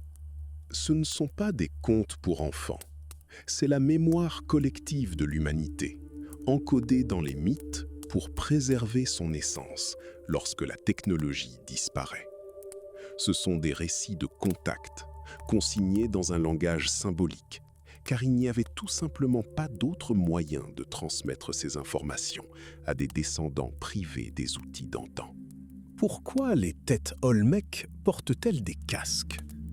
Pourquoi trouve-t-on dans des tombes antiques des artefacts dont la composition exige des processus chimiques complexes, impensables pour cette époque ? On les qualifie d'anachronismes, on les relègue dans les réserves des musées ou on les ignore tout simplement, de peur qu'ils ne viennent perturber l'image idyllique d'un monde où nous serions le summum de l'évolution. Mais la vérité est que nous ne sommes que des héritiers qui nous sommes réveillés dans une maison construite par de grands maîtres et qui tentons maintenant de comprendre comment allumer la lumière avec les seuls fragments de leurs outils. Ces voyageurs de l'espace, quels qu'ils fussent, possédaient une patience qui dépassait celle de notre civilisation trépidante. Ils savaient que tôt ou tard, nous mûririons. Ils savaient que nos esprits, guidés par la curiosité, retourneraient inévitablement à leurs origines. C'est pourquoi ils ont laissé des traces. Chaque structure qui défie les lois de la physique est un marqueur. C'est un point dans l'espace et le temps, indiquant « ici nous étions, ici nous avons laissé des traces, ici nous attendons votre retour ». Nous avons peur d'admettre que l'histoire humaine n'est pas linéaire. C'est une spirale sans fin, alternant périodes de prospérité et de profond oubli. Nous sommes actuellement dans une nouvelle phase d'essor, mais nos télescopes ne sont que des jouets comparés aux moyens de communication utilisés sur Terre au Paléolithique inférieur. Ce que nous appelons aujourd'hui magie ou révélation divine était de la physique courante pour ceux qui ont bâti les pyramides. Regardez une carte du monde. Tiwanaku, l'île de Pâques, Gizeh, Stonehenge. Ces sites sont reliés par des liens invisibles. Ce ne sont pas de simples points épars à la surface de la planète. Ce sont des nœuds d'un réseau mondial, conçu à des fins que nous commençons à peine à comprendre. Peut-être s'agissait-il d'un système de navigation, peut-être d'un réseau électrique, ou peut-être des deux. Mais une chose est sûre, ils n'ont pas été construits simplement pour être vus. ils ont été construits pour être fonctionnels. Quand nous contemplons le ciel étoilé, nous ne voyons que la lumière de soleil lointain. Mais quand nous regardons ces pierres, nous y voyons le reflet de notre avenir. Nous cherchons des réponses là où il n'y en a pas, car nous craignons d'admettre l'évidence. Nous ne sommes pas seuls, et nous ne l'avons jamais été. Nous ne sommes que les gardiens temporaires de ces archives. Et si nous voulons survivre, si nous voulons franchir la prochaine étape vers l'espace, nous devons cesser de lever les yeux au ciel avec espoir et commencer à les baisser avec compréhension. La Terre recèle les réponses. Elle garde la trace de ceux qui nous ont appris à cultiver la Terre, à bâtir des temples et à contempler les étoiles non comme des points lumineux, mais comme des destinations. Et tandis que nous poursuivons notre quête de signes dans le vide, la vérité patiente sous les strates des siècles. Elle attend le moment où nous serons enfin assez mûrs pour déchiffrer le code qui nous a été légué. Le rêve touche à sa fin. Le voile qui nous sépare de la vérité s'amincit. Et lorsque nous le lèverons enfin, nous verrons bien plus que des ruines. Nous verrons un miroir reflétant notre véritable raison d'être. Nous ne sommes pas le fruit du hasard. Nous sommes un projet dont la réalisation a été retardée pendant des millénaires. Et ce temps est venu. Les étoiles ne sont pas silencieuses. Elles nous parlent dans le langage de la pierre que nous commençons enfin à comprendre. Nous sommes sur le point de comprendre que l'humanité n'a pas évolué isolément, mais sous l'influence d'une force invisible. Prenons l'exemple de la pyramide de Cholula. Sa base surpasse celle des colosses égyptiens, et l'alignement avec les étoiles à Teotihuacan indique que ce site fut choisi bien avant l'apparition des premiers humains. Les Mayas n'ont pas bâti leur temple par nécessité, ni pour satisfaire les caprices de leur souverain. Ils étaient soumis à un grand cycle calendaire. Tous les 52 ans, obéissant à un rythme rigoureux, ils érigeaient de nouveaux niveaux, transformant la pierre en une mathématique figée. Chaque projection, chaque étape, est un message codé adressé aux cieux. Mais au VIe siècle après Jésus-Christ, un bouleversement historique majeur se produisit. Une civilisation florissante, créatrice de chefs-d'œuvre architecturaux, abandonna soudainement tout. Elle quitta des villes où chaque pierre avait été assemblée avec précision et se retira dans l'inconnu. Il ne s'agissait pas d'une fuite devant un ennemi ou une épidémie. L'archéologie reste muette, ne trouvant aucune trace de cendres ni de charniers. Ce fut un exode des désillusionnés. Imaginez des prêtres scrutant le zénith pendant des décennies, attendant le retour de Kukulkan, le serpent à plumes. Ils préparèrent des temples, offrirent des sacrifices et rythmèrent chaque jour selon les mouvements de Vénus. Ils attendaient que les dieux descendent des cieux pour régner dans leur demeure de pierre. Mais le ciel demeura silencieux. Aucun char de feu, aucune trace divine. Un silence qui devint une condamnation à mort pour tout un peuple. Lorsque le délai fut passé et que la promesse ne fut pas tenue, la foi s'effondra. Les villes devinrent de vaines décorations pour un miracle qui n'eut jamais lieu. Palenque recèle des vestiges à couper le souffle. Un bas-relief découvert en 1935 ne représente pas une scène mythologique, mais un dessin technique. Un personnage, à l'intérieur d'un appareil ressemblant à une fusée, se penche en avant, tel un pilote aux commandes d'une machine complexe. Son regard est rivé sur les instruments. Ses mains reposent sur les interrupteurs et des flammes jaillissent de l'arrière de l'engin. Cet homme, coiffé d'un casque à antenne, nous observe à travers les millénaires, transformant les légendes des dieux en chroniques de voyages interstellaires. Comment les anciens Mayas, qui ignoraient tout de la roue telle que nous la connaissons, ont-ils pu représenter avec une telle précision la posture et les détails d'un vaisseau spatial? Les mystères se multiplient. Pourquoi les Mayas ont-ils bâti leur centre au cœur d'une jungle impénétrable, ignorant les sources d'eau accessibles et les routes commerciales? Ils ont créé des citernes colossales pour recueillir l'eau de pluie, déployant des efforts titanesques là où la proximité des cours d'eau aurait été logique. Ce choix d'emplacement leur a été imposé, non par la géographie, mais par un point astronomique qu'ils considéraient comme sacré.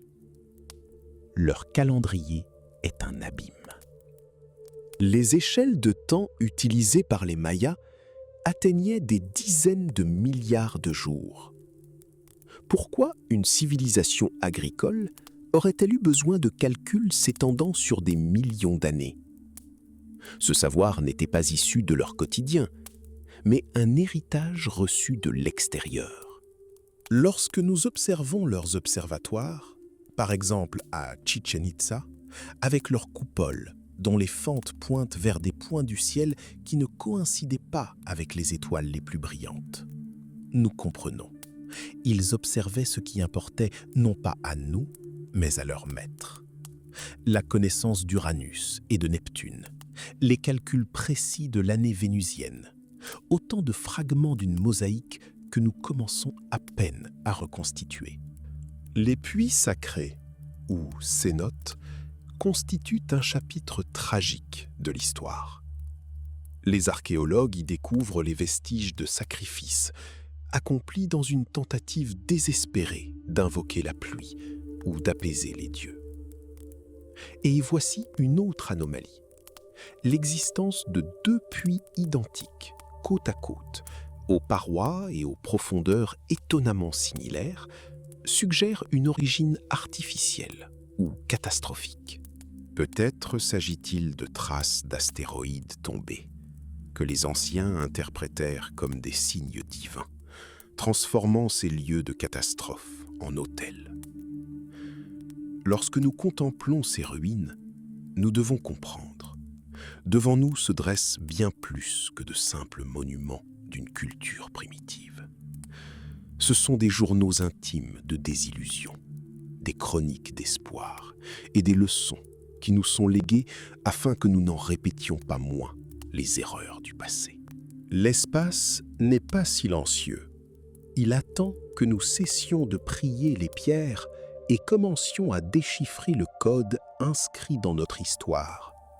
Nous sommes un projet mis de côté, mais non abandonné. Et aujourd'hui, alors que nos propres fusées percent l'atmosphère, nous comprenons enfin ce dont rêvaient les prêtres mayas lorsqu'ils érigèrent leur temple dans la jungle. Nous sommes leur continuation. Nous sommes ceux qui doivent attendre leur retour, non plus comme des esclaves, mais comme des égaux. Le temps des illusions est révolu. L'heure de la prise de conscience approche. La vérité se cache sous des strates de jungle et de siècles. Attendons le moment où nous serons enfin assez mûrs pour accepter la vérité que nos lointains ancêtres ont jadis fui.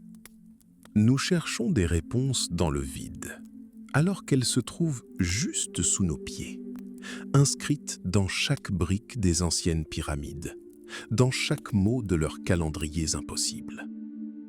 Le monde s'apprête à ouvrir des portes restées fermées depuis que le dernier Maya a abandonné sa cité, sans jamais avoir vu les chars de feu. 10 milliards de tonnes de céréales finissent chaque année dans la gueule vorace des rongeurs, réduites en poussière, tandis que des millions de personnes lèvent les yeux au ciel, espérant un miracle qui n'arrivera pas tant que nous n'aurons pas compris le véritable coût de notre inaction. Les sommes colossales dépensées pour lutter contre la faim finissent souvent dans les poches des responsables politiques ou se perdent dans les méandres de la bureaucratie, sans produire le moindre résultat. La course à l'espace, dénoncée par beaucoup comme une entreprise dispendieuse, a été le catalyseur qui nous a forcés à repenser nos pratiques agricoles, notre logistique et la gestion de nos ressources. Les satellites qui orbitent aujourd'hui autour de la Terre font davantage pour sauver les récoltes dans les zones arides que des milliers de missions diplomatiques. Nous apprenons à voir la Terre comme un organisme unique et fragile, dont les pores sont obstrués par nos peurs. Si l'on se penche sur l'histoire, on constate que chaque grand progrès de l'humanité s'est accompagné d'une exploration de l'inconnu. Lorsque nos ancêtres ont levé les yeux du feu vers les étoiles, ils ne cherchaient pas à se nourrir, mais à donner un sens à leur existence. Et cette quête nous a menés à la prise de conscience que nous ne sommes pas seuls, que notre histoire n'est qu'un petit chapitre d'une épopée sans fin, écrite dans le langage de la physique et des mathématiques. Nous sommes des enfants des étoiles, retournant à notre berceau, pour comprendre que notre voyage vers des mondes lointains n'est pas une fuite de la réalité, mais l'unique moyen de préserver notre humanité. Considérons l'archéologie du futur, que nous appelons passé. Le fait que les civilisations anciennes aient construit des observatoires orientés vers des constellations lointaines témoigne d'un contact interrompu, mais non oublié. Elles attendaient le retour de ceux qui leur apportaient l'étincelle du savoir, ceux qui leur apprenaient à mesurer le temps par les cycles des astres. Aujourd'hui, nous sommes ces mêmes prêtres qui avons enfin déchiffré les signes anciens. Nous comprenons que Kukulkan, Quetzalcoatl et autres maîtres légendaires n'étaient pas des dieux au sens religieux du terme, mais des navigateurs dont le niveau technologique avançait de plusieurs millénaires notre entendement. Leur absence n'est pas un effondrement de la foi, mais une épreuve de maturité. Nous étions invités à nous élever à leur niveau, à les rencontrer non par des prières, mais par des plans concrets. Nous sommes à l'aube d'une transformation majeure. Traces de radiation sur des artefacts anciens, sable en fusion sur des sites de catastrophes, mécanismes complexes denticitaires. Rien de tout cela n'est fortuit. Ce sont autant de preuves que la civilisation terrestre a déjà connu l'apogée de sa puissance et l'abîme de son déclin. Nous sommes une nouvelle ère, un projet qui doit survivre malgré toutes les tentatives d'autodestruction du système.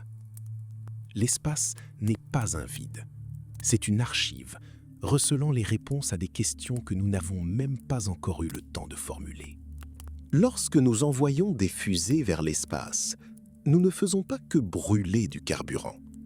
Nous rétablissons un lien rompu avec la civilisation. Nous apprenons à gérer l'énergie, comme le faisaient les bâtisseurs de pyramides, dont les pierres portent encore les traces de leurs procédés de haute technologie. Nous reconnaissons que l'humanité n'est pas seulement une espèce biologique, prisonnière d'une planète, mais une intelligence vouée à l'expansion. La surpopulation, la famine, la menace des cendres nucléaires, ce ne sont que les symptômes des difficultés de la croissance. Nous sommes comme un adolescent qui cherche à s'échapper du foyer familial, sans encore comprendre qu'au-delà du seuil se trouve non seulement la liberté, mais aussi la responsabilité de chaque pas. La véritable grandeur de l'humanité réside dans notre capacité à transformer le désespoir en action.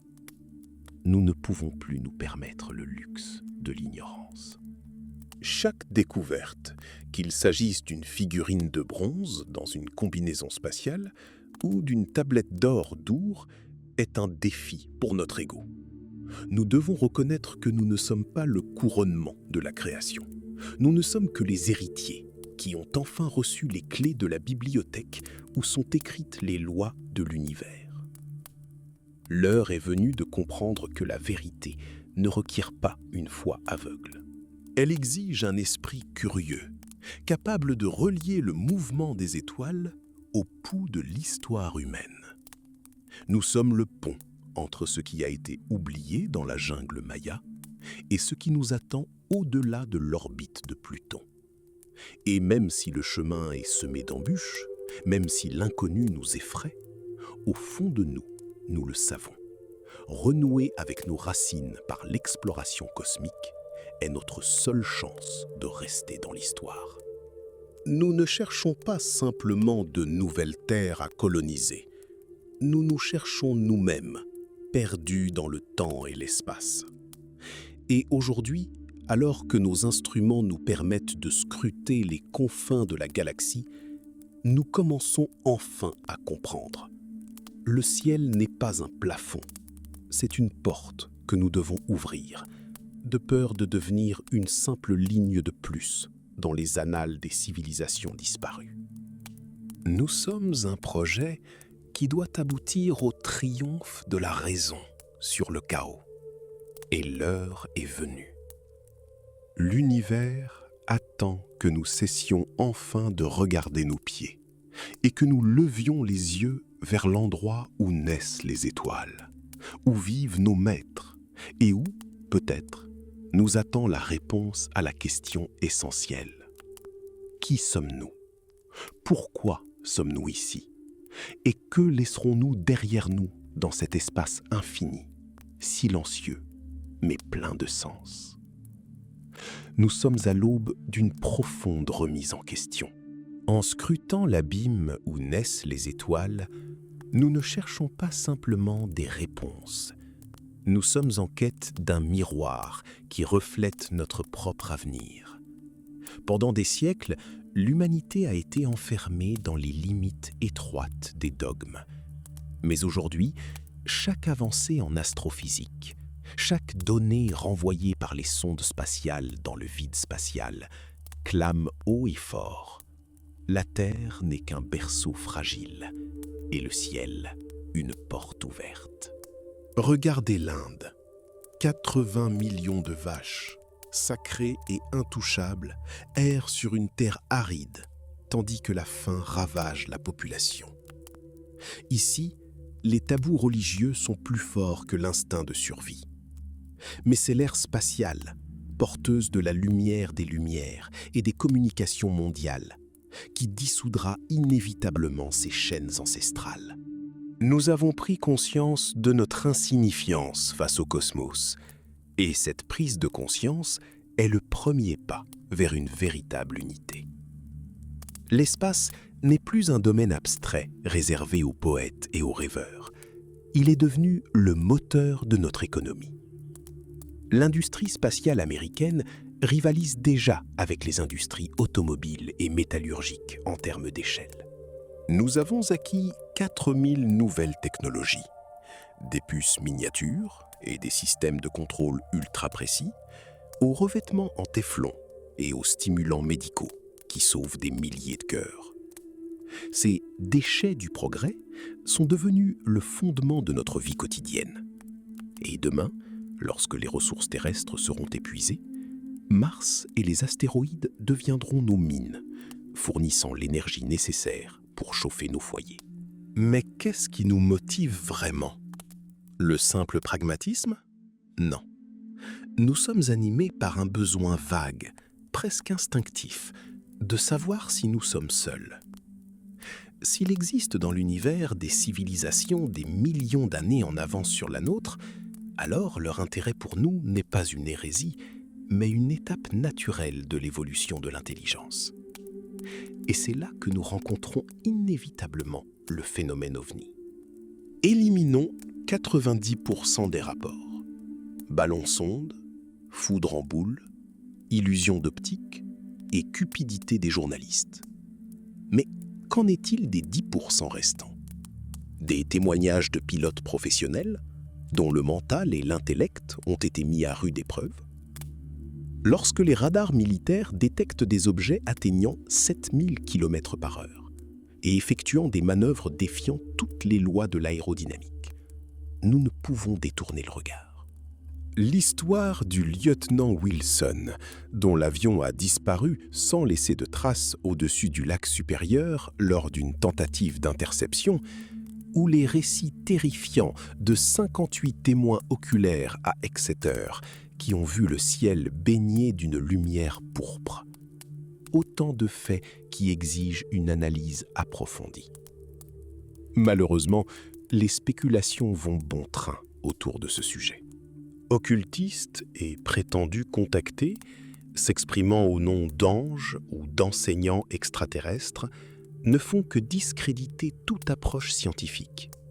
Pourtant, même l'éminent ingénieur Hermann Oberth, mentor de Werner von Braun et homme d'une rigueur mathématique irréprochable, nous a exhortés à ne pas rejeter d'emblée le fantastique. Si même l'Union soviétique, pourtant sceptique en 1967, a jugé nécessaire de créer une commission spéciale pour étudier les ovnis, alors il n'y a pas de fumée sans feu. Le point culminant de ce mystère est la météorite de la Tunguska. En 1908, la taïga trembla sous l'effet d'un impact si puissant que les sismographes d'Irkoutsk vibrèrent pendant 1 heure. Mais l'expédition de Kulik fut déçue. Aucun cratère, aucun fragment de fer, aucune trace de nickel, pas même une pierre. Seulement des arbres déracinés, s'étendant depuis l'épicentre, et un incendie inexplicable. Des décennies plus tard, les scientifiques commencèrent à évoquer une explosion nucléaire de 10 mégatonnes. Le rayonnement de fond à l'épicentre demeure supérieur à la normale. S'agissait-il du crash d'un vaisseau extraterrestre? D'une tentative de contact tragique? L'hypothèse d'un rayon laser provenant de la constellation du Cygne, prenant l'éruption du Krakatoa pour un signal, paraît à la fois romantique et terrifiante. Nous sommes confrontés à des faits qui déconcertent notre vision habituelle du monde. Nous sommes un projet qui doit aboutir au triomphe de la raison sur le chaos. Nous n'avons plus le droit de regarder sous nos pieds. Le ciel nous attend.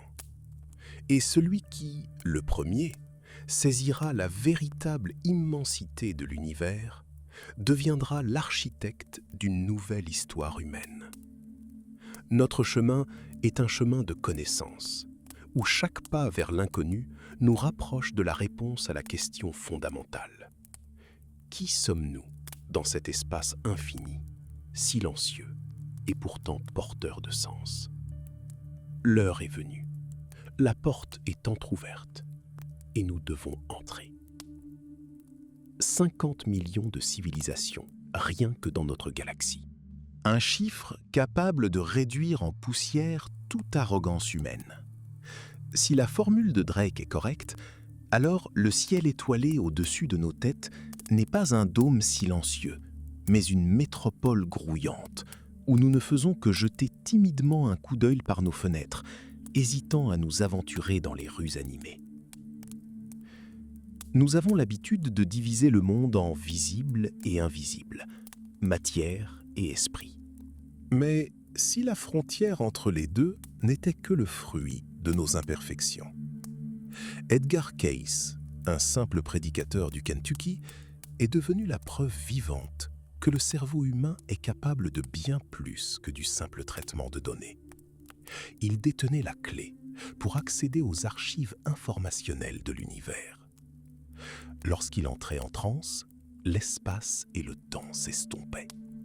Il trouvait des réponses à des questions que même les plus grands noms de la médecine n'avaient pas envisagées. Il entrevoyait des remèdes encore insoupçonnés et établissait des diagnostics confirmés des décennies plus tard. Cayce n'était pas un mystique au sens conventionnel du terme. Il était un instrument connecté à une sorte de banque de données mondiale.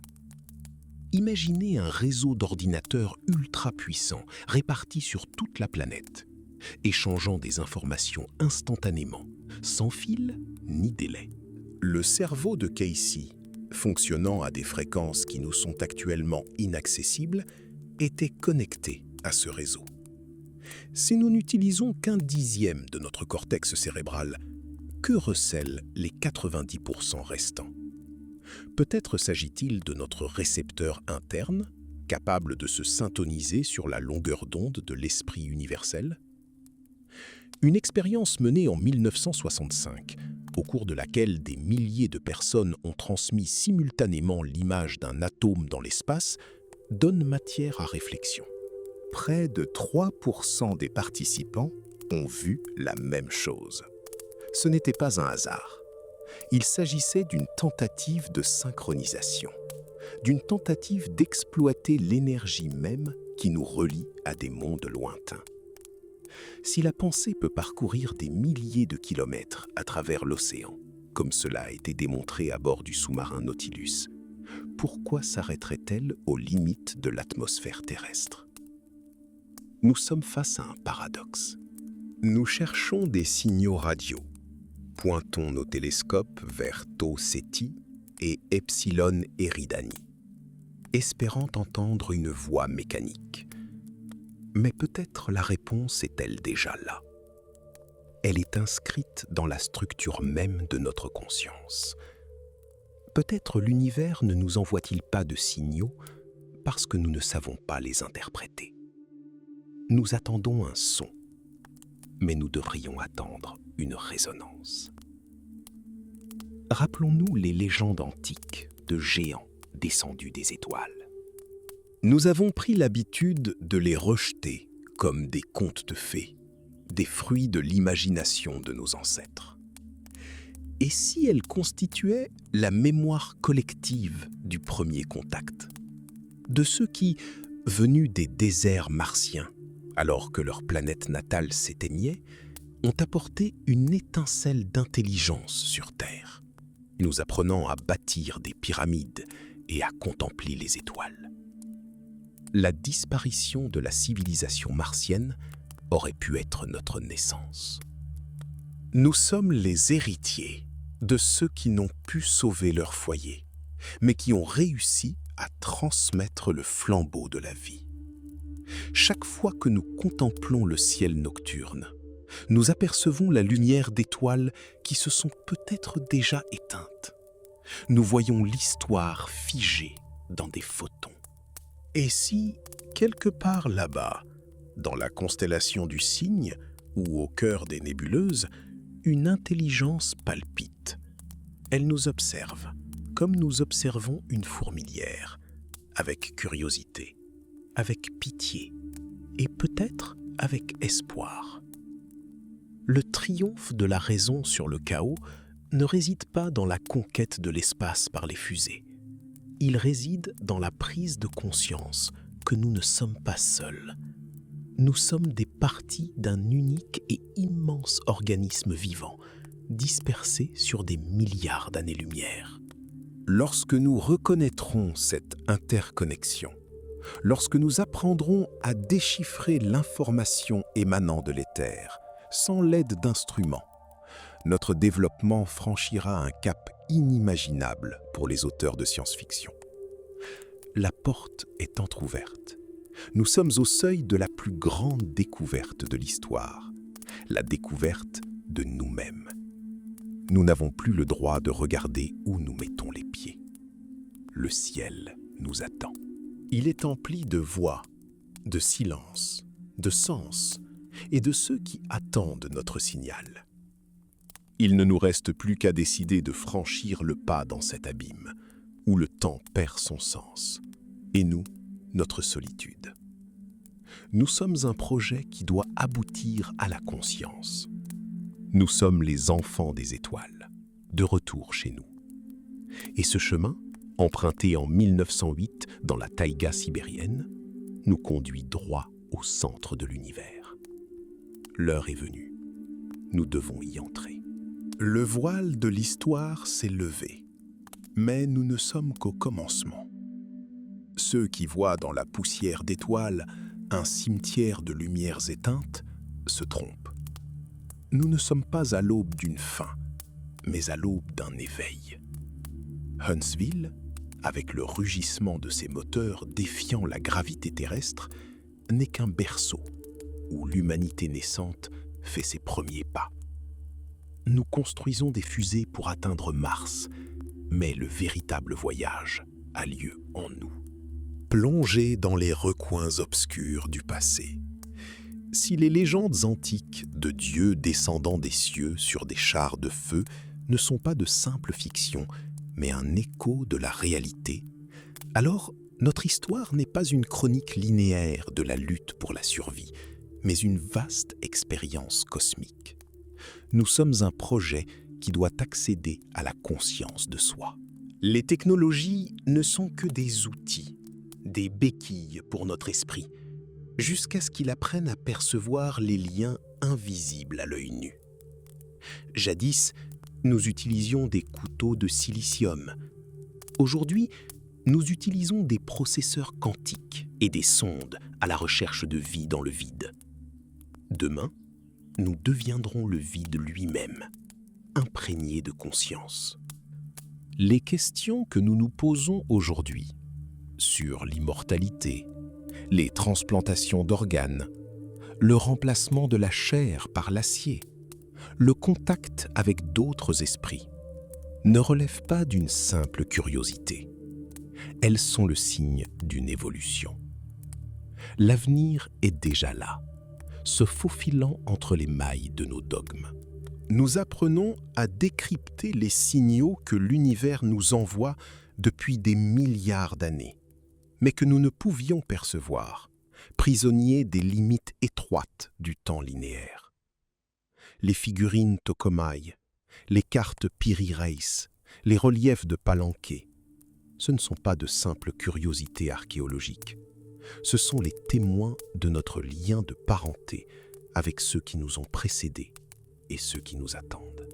Nous sommes revenus à nos racines pour comprendre que le ciel n'est pas une limite, mais un miroir. Il reflète notre propre grandeur, que nous avons si longtemps craint d'admettre. Nous sommes enfants des étoiles, et notre retour aux sources a déjà commencé. Que les sceptiques cherchent des preuves irréfutables dans les couches du sol, et que les pragmatiques construisent de nouveaux hangars. La véritable percée viendra de ceux qui oseront relier les points pour en faire une image cohérente. Nous sommes à l'aube d'une ère où la frontière entre science et mythe s'estompera, comme la brume matinale au soleil. Le temps n'est que la manière dont l'univers empêche que tout se produise simultanément. Mais lorsque nous maîtriserons le langage du cosmos, le temps perdra son emprise sur nous. Ce qui nous attend n'est pas l'inconnu, mais l'oublié.